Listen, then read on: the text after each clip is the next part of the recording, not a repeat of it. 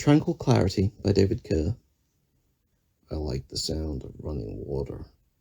Not a garden hose or anything like that, but give me a nice waterfall, those babbling brooks people always prattle on about, a downpour of rain, as long as I'm inside, or a nice fountain. I've got the latter right now. The splashing of water is so delicate and light. I'm enjoying the performance the droplets perform for a while, even if my ass is a little cool on the tiles beneath me, even if the night air is getting a little chilly. I can hear this performance in peace. My God, I'm only just realizing how rare real quiet is. A bit of silence is a real commodity. How did I never quite grasp that in all the preceding years? Maybe I was too busy. People wheel that excuse out a lot. It would seem that being productive can absolve you of a multitude of sins. Why did you ignore your child? Well, I was busy. Why didn't you tell your girlfriend you loved them today? I was in such a darned rush. They say wake up and smell the roses. Christ, you're already awake. You're just sprinting past all the important shit. You don't even know there are roses in bloom. All the good in life is just a blur. Why did it take me so long to learn this? Maybe I'm the idiot I always feared I might be. I'm looking up right now at the moon. I love the moon, you know? It's always been associated with madness. It's where we get lunacy from, after all. But I don't see it that way. I look at it and feel close to the cosmic, as though I'm connected to something beyond this world. As I've aged, that's become more important to my soul. Thank God there's a universe out there. Maybe it can help planet Earth make a little more sense. It's beautiful. So beautiful. Next time you get the chance, just take a hot drink, or bourbon in my case, and sit your ass outside with a blanket and just watch it for a time. Let everything else drop away. Be one with your dreams. Do I sound sentimental? Good. I want to. I never usually get to be. Too much stomping on people who show the inside of their heart. The moon, the quiet, the water. It's so dreamlike. I haven't felt such calm in my soul for years. Can't every evening be like this? Hey, Max. Oh, hell. It's Oliver.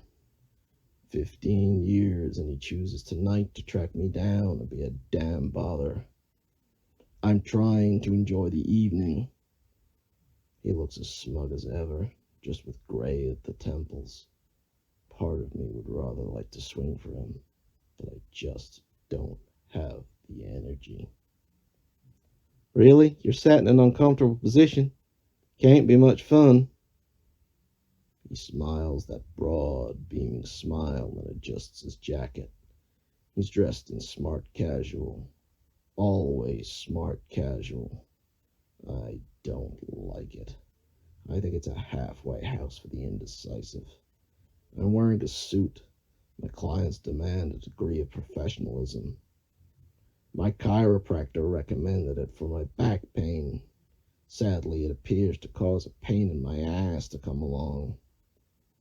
He finds me funny. I'm a bit annoyed. I want him to be angry with me instead.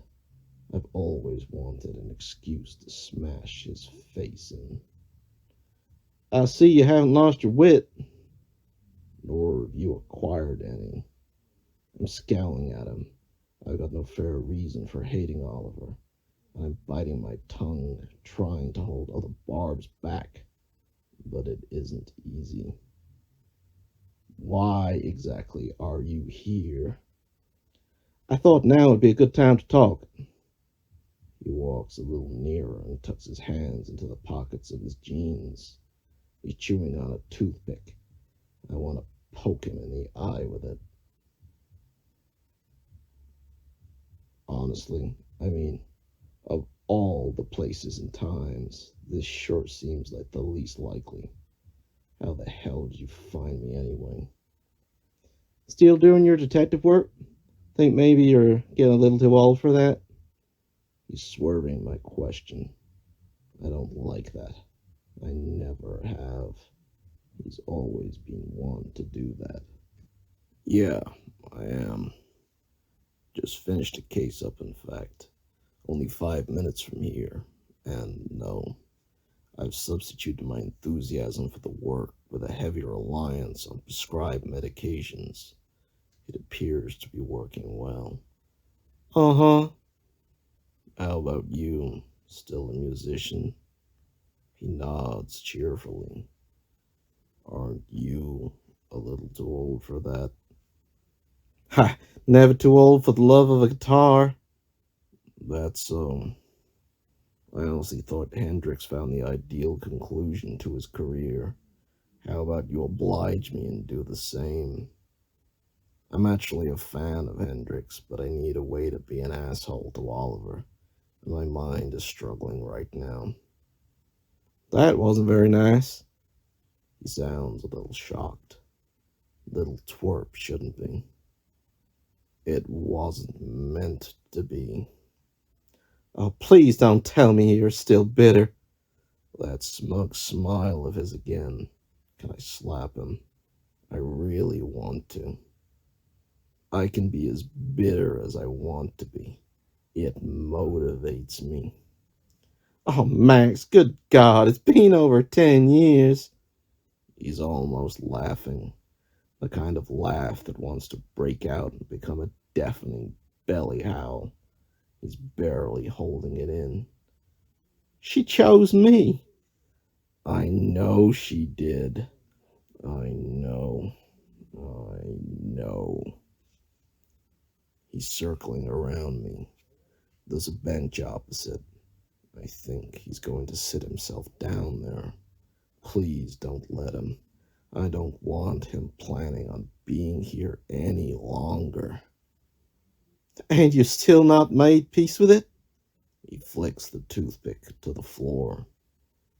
Obviously not. The night must be sweeping in with ferocity. I'm getting so damn cold. These tiles beneath are going to give me hemorrhoids or something. I am baffled. He stretches out across the bench and rests his arms across the back. It's not like you fought for her. I'm laughing. Of course I am. This jerk just doesn't get it at all. You can't be this stupid. If you love someone, are you really going to interfere with something that makes them happy? I may not like you, Oliver, but you've always made her happy.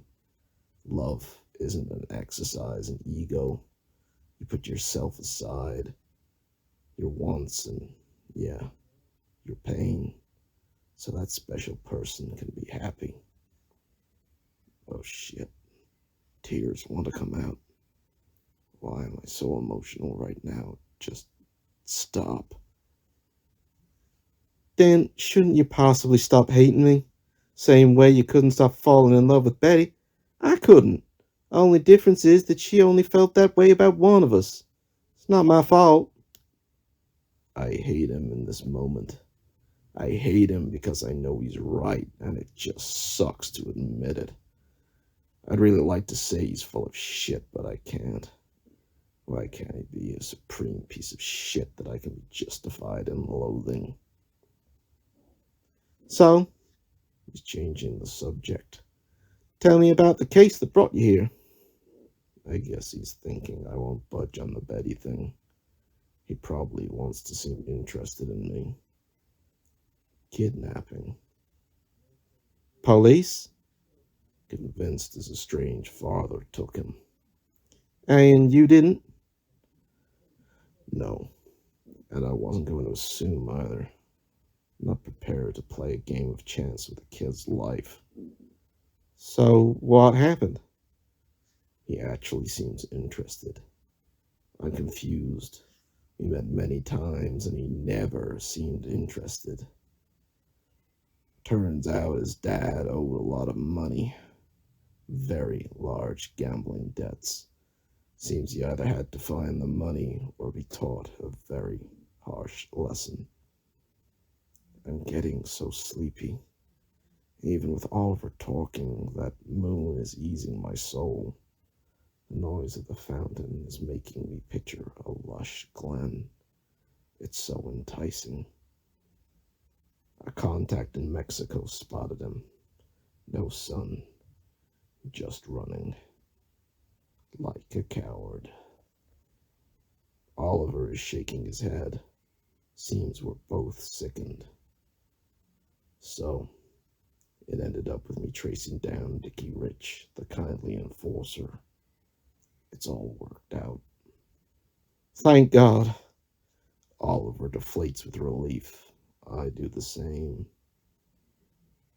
God, and a bullet to Dickie's head. I laugh again. But the boy's safe. I'm nodding.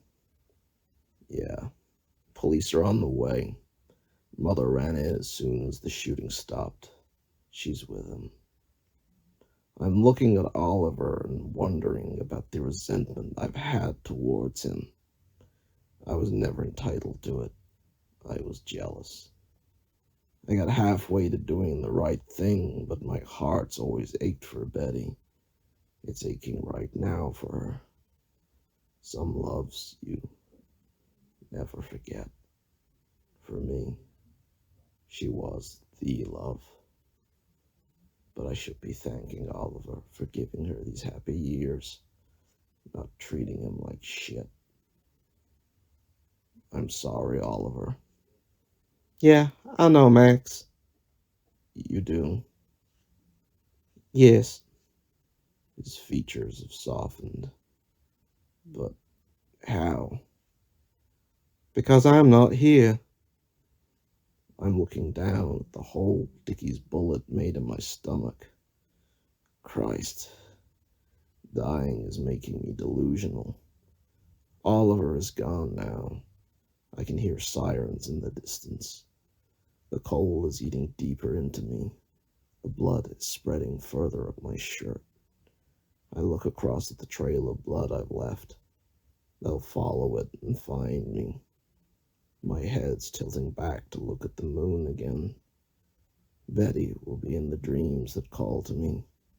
Memories of her will embrace me in the cold until the last wisps of my breath escape, when my heart beats its last, and I'm gone. My bitterness has left me, but never my love. As light as I have become, I will carry it with me, now and forever, deep into the moonlit sky.